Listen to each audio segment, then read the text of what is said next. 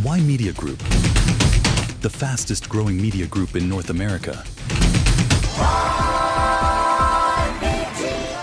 They were going to vote for Pierre Poilievre from 5 months ago, right? Where we saw Pierre Poilievre's numbers doing so well. Now they could come back to the Liberal Party because of Mark Carney. Then you also have all kinds of conservatives. You have social conservatives.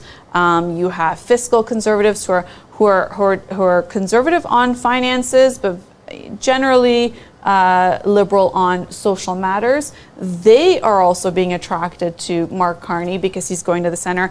And at a time where you have the economy at risk, do you elect an economist or do you elect a politician, right? So that's the other thing. So as there's attacks made on Carney and his record, really are Canadians looking for an economist and somebody who says, hey, Canada is going through a hard time, so I put up my hand, regardless of what happened with Brookfield's asset management in terms of taking HQ down to the United States? Are Canadians going to care about that, or are they going to say, Mark Carney's the man of the hour? Are they going to care about his, offshore accounts and all the things that don't seem so Canadian? Do they care about those things, or advising Justin Trudeau and them not liking Justin Trudeau? Or do they say, this is the man of the hour because he's got the experience, he's an economist, we need the economist. And also, we've seen you as Prime Minister because you talked to President Trump, you saw King Charles, and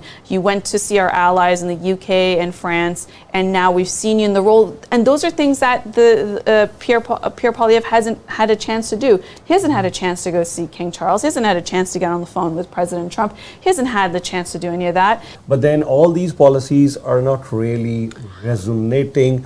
There were issues of affordability, there were issues of housing, there were issues of crime, there are issues of job quality of life, so many other things, all gone.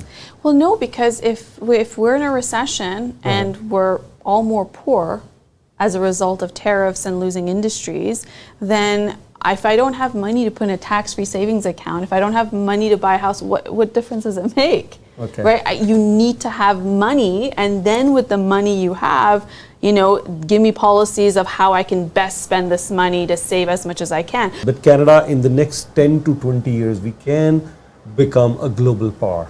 I know there's no exact definition for a global power, or there's no exact definition for a superpower as well.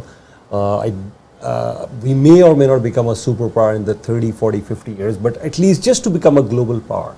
We're a G7 nation.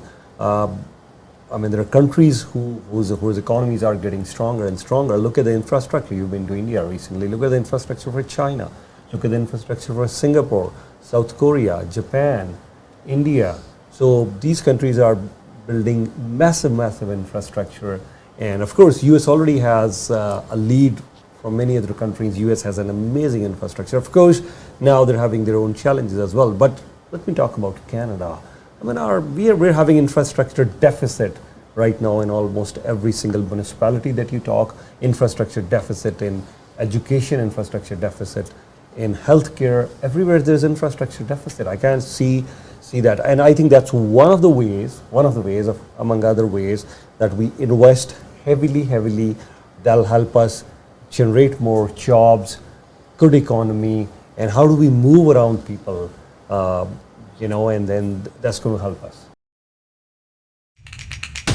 Why Media Group? The fastest growing media group in North America.